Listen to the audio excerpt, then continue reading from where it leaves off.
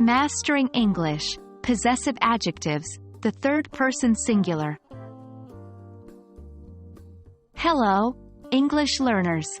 In today's lesson, we will dive into the world of possessive adjectives, focusing specifically on the third person singular forms: his, her, and its.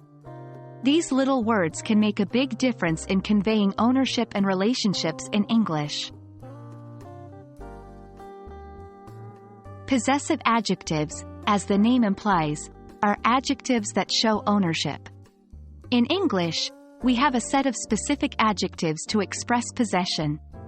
They are my, your, his, her, its, our, and their. In this video, we're going to focus on third-person singular possessive adjectives. These are his, her, and its.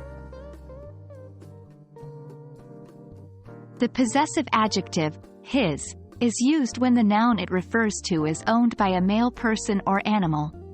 It's the same word for both singular and plural nouns. Here's an example. This is his book. These are his books. In both sentences, his is used to show that the books belong to a male individual.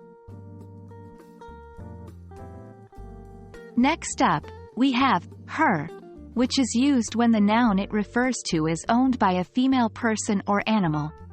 Like his, her, can be used with both singular and plural nouns. For example, this is her car.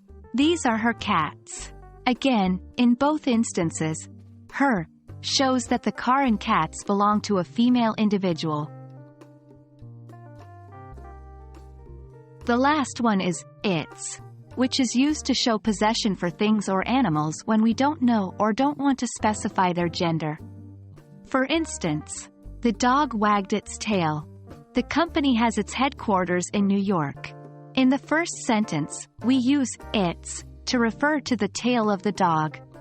In the second sentence, its refers to the headquarters of the company. So there you have it, folks. His, her, and its. These possessive adjectives are key in expressing ownership and relationships in English. Make sure to practice using them in your daily English conversations. Remember, learning a language is a journey. With each video, you're becoming more fluent and confident. Keep up the good work, and until next time, happy learning.